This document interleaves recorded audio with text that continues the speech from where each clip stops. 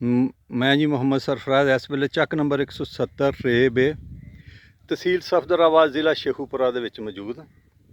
ਮੇਰੇ ਨਾਲ ਨੇ ਜਨਾਬ ਮੁਹੰਮਦ ਅਰਸ਼ਦ ਚੀਮਾ ਸਾਹਿਬ, ਇਹ ਇਸ ਇਲਾਕੇ ਦੇ ਮਹਿਕਮਾ ਜ਼ਰਾਤ ਤਸੀਹ ਦੇ ਫੀਲਡ ਦੇ ਅਫਸਰ ਹੈ ਜੀ, ਤੇ ਇਹ ਚੈਕਿੰਗ ਕਰ ਰਹੇ ਆ ਚੌਲ ਮੂੰਜੀ ਦੀ ਫਸਲ ਦੀ। ਤੇ ਸਭ ਤੋਂ ਵੱਡੀ ਖੁਸ਼ੀ ਤਾਂ ਮੈਨੂੰ ਦੇਖ ਕੇ ਇਹ ਹੋਈ ਆ ਕਿ ਮੈਂ ਗੁਜ਼ਰ ਰਿਹਾ ਸੀ ਤੇ ਖੇਤ ਦੇ ਵਿੱਚ ਵੜੇ ਹੋਏ ਆ, ਆਲੇ ਦੁਆਲੇ ਬੰਦਾ ਵੀ ਕੋਈ ਨਹੀਂ, ਜੇ ਕਹੀਏ ਫਲਾਨਾ ਲੈ ਕੇ ਆਇਆ। ਤੇ ਅੱਲਾ ਕਰੇ ਇਦਾਂ ਦੇ ਸਾਰੇ ਸਾਨੂੰ ਅਫਸਰ ਮਿਲ ਜਾਣ। ਹੁਣ ਬਾਹਰ ਆਉਂਦੇ ਆ ਤੇ ਫਿਰ ਇਹਨਾਂ ਨੂੰ ਪੁੱਛਦੇ ਵੀ ਇਹ ਕਾਹਦੇ ਲਈ ਖੋਬੇ 'ਚ ਵੜੇ ਸੀ ਤੇ ਕੀ ਕਰਨ ਵੜੇ ਸੀ।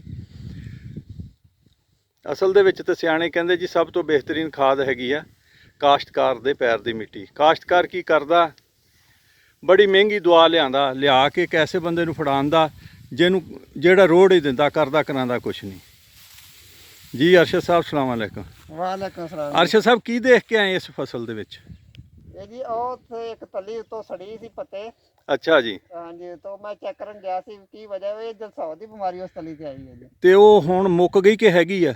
ਨਹੀਂ ਜੀ, ਹੁਣ ਖਤਮ ਹੋ ਗਈ, ਹੁਣ ਤਾਂ ਮੁੰਜੀ ਤਕਰੀਬਨ ਲਾਲ ਹੋ ਗਈ ਹੈ, ਹੁਣ ਤੇ ਕਟਾਈ ਦੇ ਕਰੀਬ ਆ ਗਈ ਹੈ। ਇਹਨੂੰ ਕੋਈ ਸਪਰੇਅ ਦੀ ਲੋੜ ਨਹੀਂ, ਹੁਣ ਫਿਰ ਲਾਲ ਇਹਨੂੰ ਕੋਈ ਸਪਰੇਅ ਦੀ ਲੋੜ ਨਹੀਂ ਜੀ। ਐਸ ਮੂੰਜੀ ਦੀ ਉਮਰ 'ਚ ਐਸ ਹਾਲਤ 'ਚ ਸਪਰੇਅ ਦੀ ਲੋੜ ਨਹੀਂ, ਜਿਹੜਾ ਨੁਕਸਾਨ ਹੋ ਗਿਆ ਸੀ ਹੋ ਗਿਆ। ਹਾਂਜੀ, ਮਜ਼ੀਦ ਹੋਣ ਦਾ ਖਤਰਾ ਨਹੀਂ ਬਿਲਕੁਲ ਹੁਣ ਨਹੀਂ ਜੀ, ਅੱਗੋਂ ਹੋਣੀ। ਵੈਸੇ ਅਰਸ਼ਦ ਸਾਹਿਬ ਚਲੋ ਰੱਬੋ ਤੁਸੀਂ ਮਿਲ ਪਏ ਆ। ਮੂੰਜੀ ਤੇ ਹਮੇਸ਼ਾ ਲੱਗਦੀ ਹੈ ਤੇ ਲੱਗਦੀ ਰਹਿਣੀ ਹੈ। ਮੂੰਜੀ ਦੀ ਫਸਲ ਜਿਹੜੀ ਹੈ ਜਿਸਲੇ ਪਨੀਰੀ ਮੁੰਤਕਲ ਕਰਨੀ ਆ, ਹਾਂਜੀ, ਇਹਨੂੰ ਖਾਦ ਪਹਿਲਾਂ ਪਾਣੀ ਬਾਅਦ 'ਚ ਪਾਣੀ, ਕਿੰਨੀ ਪਾਣੀ ਚਾਹੀਦੀ ਕੁਝ ਦੱਸੋਗੇ? ਇਹ ਜੀ ਡੀਏਪੀ ਥੱਲੇ ਪਾਣੀ ਚਾਹੀਦੀ ਹੈ ਮੁੰਜੀ ਲਾਉਣ ਤੋਂ, ਕਾਸ਼ਤ ਕਰਨ ਤੋਂ ਪਹਿਲਾਂ। ਹਾਂਜੀ। ਯੂਰੀਆ ਦੀ ਇੱਕ ਬੋਰੀ ਪਾਣੀ ਹੈ ਮੁੰਜੀ ਲੱਗਣ ਤੋਂ 20 ਤੋਂ 25 ਦਿਨ ਬਾਅਦ। ਹਾਂਜੀ। ਦੂਸਰੀ ਬੋਰੀ ਪਾਣੀ ਹੈ 45 ਦਿਨ ਬਾਅਦ। ਅੱਛਾ ਜੀ। ਮੁੰਜੀ ਲੱਗਣ ਤੋਂ ਬਾਅਦ। ਅੱਛਾ ਜੀ। ਇਹ ਦੀਆਂ ਖਾਦਾਂ ਨੇ ਜੀ ਯੂਰੀਆ ਮੁੰਜੀ ਦੀ ਫਸਲ ਦੀਆਂ। ਤੇ ਜ਼ਹਿਰਾਂ? ਇਹਨੂੰ 2 ਦਫਾ ਕਾਟੇਪ ਦੀ ਜ਼ਰੂਰਤ ਹੁੰਦੀ ਹੈ ਜੀ। ਅੱਛਾ ਜੀ। ਖਾਸ ਕਰਕੇ ਜਿਹੜੀ ਸੁਪਰ ਮੁੰਜੀ ਹੈ, ਕਾਇਨਾਤ ਹੋ ਗਈ, ਸੁਪਰ ਬਾਸਮਤ ਹੋ ਗਈ, ਇਹਨੂੰ 2 ਦਫਾ ਇੱਕ 15 ਅਗਸਤ ਤੋਂ ਫੌਰਨ ਬਾਅਦ। ਹਾਂਜੀ। ਤੇ 15 ਅਗਸਤ ਤੋਂ ਬਾਅਦ ਪਤਾ ਲਪੇਟ ਦਾ ਜਾਂ ਦੂਸਰੇ ਅਟੈਕ ਵਗੈਰਾ ਹੁੰਦਾ ਤਨੇ ਦੀ ਸੁੰਡੀ ਦਾ ਜੀ, ਤੇ ਇੱਕ ਉਸ ਤੋਂ 20 ਦਿਨ ਬਾਅਦ ਅੱਗੋਂ ਫਿਰ ਦੁਬਾਰਾ। ਤੇ ਇਹਨੂੰ ਤਾਂ 2 ਦਫਾ ਦਾਣੇਦਾਰ ਪਈ ਆ, ਤੁਸੀਂ ਕਹਿੰਦੇ ਇਹਨੂੰ ਝਲਸਾਓ ਆਇਆ, ਕਿਉਂ ਆਇਆ?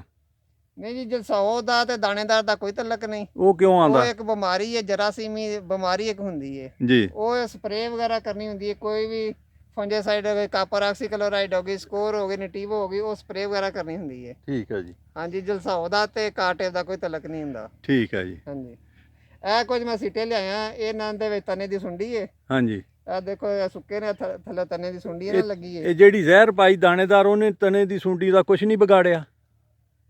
ਇਹ ਜਾਂ ਤੇ ਦਾਣੇਦਾਰ ਪਹਿਲਾਂ ਪੈ ਗਈ ਹੈ ਤੇ ਇਹ ਬਾਅਦ ਵਿੱਚ ਆਈ ਹੈ। ਹਾਂਜੀ, ਜਾਂ ਇਹ ਆ ਚੁੱਕੀ ਸੀ ਬਾਹਰ ਸੁੰਡੀ ਵਿੱਚ ਖਤਮ ਹੋ ਗਈ ਹੈ, ਲੇਕਿਨ ਸਿੱਟੇ ਚੁੱਕੇ ਬਣ ਚੁੱਕੇ ਸਨ, ਇਹ ਵਿੱਚ ਸੁੱਕਾ ਹੀ ਨਿਕਲਨੇ ਸਨ ਸੁੰਡੀ, ਲੇਕਿਨ ਖਤਮ ਹੋ ਗਈ ਹੈ, ਹੁਣ ਸੁੰਡੀ ਵਿੱਚ ਨਹੀਂ ਨਜ਼ਰ। ਯਾਨੀ ਹੁਣ ਇਹਨੂੰ ਜੋ ਬਿਮਾਰੀ ਨੇ ਕਰਨਾ ਸੀ ਕਰ ਲਿਆ। ਬਸ ਇਹ ਤੇ ਮਜਮੂਈ ਇਸ ਖੇਤ ਦੀ ਪੈਦਾਵਾਰ ਕੈਸੀ ਹੈ? ਠੀਕ ਹੈ ਜੀ, ਮਾਸ਼ਾਅੱਲਾ ਅੱਛੀ ਫਸਲ ਹੈ। ਅੱਛਾ ਜੀ। ਤਕਰੀਬਨ 45 ਮਣ ਦੇ ਲਾਗੇ ਫੀ ਏਕੜ ਨਿਕਲੇਗੀ ਆ ਮਾਸ਼ਾਅੱਲਾ ਜੀ। ਅੱਛਾ। ਹਾਂਜੀ, ਇਹਨੂੰ ਜੀ ਉਹਨਾਂ ਨੇ ਖਾਦਾਂ ਤੋਂ ਇਲਾਵਾ ਇੱਕ ਆਰਗੈਨਿਕ ਰੀਕਲੇਮਰ ਕਹਿੰਦੇ ਉਹ ਵੀ ਪਾਇਆ।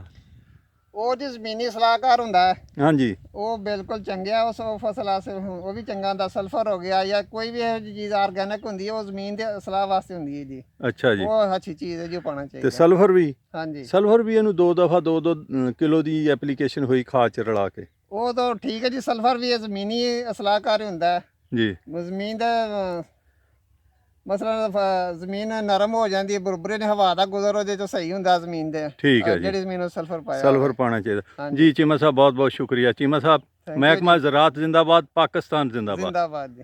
ਲਓ ਜੀ, ਜਿਹੜੀ ਸਪਰੇਅ ਹੋਈ ਉਹ ਵੀ ਸਾਨੂੰ ਲੱਭ ਗਈ, ਇਹ ਕਰਿਓ ਜੀ ਉਰੇ, ਇਹਦੇ ਉੱਤੇ ਲਿਖਿਆ ਪ੍ਰੀਵੇਲ। ਹਾਂਜੀ, ਤੇ ਇਹ ਥੱਲੇ ਜ਼ਹਿਰ ਲਿਖੀ ਇਹਨਾਂ ਨੇ, ਮਾਈਕਲੋ ਬਿਊਟਾਨਲ ਬਿਊਟਾਫਿਲ। ਹਾਂਜੀ, 40%।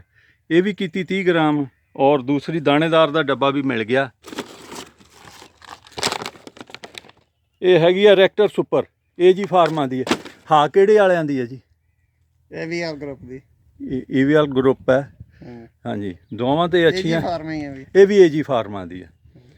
ਇਹ ਹੁਣ ਸੁੰਡੀ ਤੁਹਾਡੇ ਖਿਆਲ ਦੇ ਵਿੱਚ ਦਵਾਈਆਂ ਲੇਟ ਹੋਈਆਂ, ਸਪਰੇਅ ਤਾਂ ਪੈ ਗਈ, ਜਿਹੜੀ ਪਹਿਲਾਂ ਪੈ ਗਈ? ਪਹਿਲਾਂ ਪੈ ਗਈ, ਹਾਂਜੀ ਬਿਲਕੁਲ। ਹਾਂ, ਲੇਕਿਨ ਝਲਸਾਓ ਬਾਅਦ ਦੇ ਵਿੱਚ ਹੀ ਆਇਆ ਹੋਏਗਾ। ਹਾਂਜੀ, ਝਲਸਾਓ ਤੋਂ ਬਾਅਦ ਵਿੱਚ ਹੀ ਆਉਂਦਾ, ਲੇਕਿਨ ਕੰਟਰੋਲ ਹੋ ਗਿਆ। ਹਾਂਜੀ, ਹੁਣ ਇਹਨੂੰ ਕਿਸੇ ਦਵਾਈ ਦੀ ਲੋੜ ਨਹੀਂ? ਨਹੀਂ ਜੀ, ਬਿਲਕੁਲ। ਹੁਣ ਤੁਹਾਡੀ ਫਸਲ ਮਾਸ਼ਾਅੱਲਾ ਤਿਆਰ ਹੈ, ਹੁਣ ਇਹਨੂੰ ਕੋਈ ਜ਼ਰੂਰਤ ਨਹੀਂ ਜੀ। ਬਹੁਤ ਸ਼ੁਕਰੀਆ ਜੀ।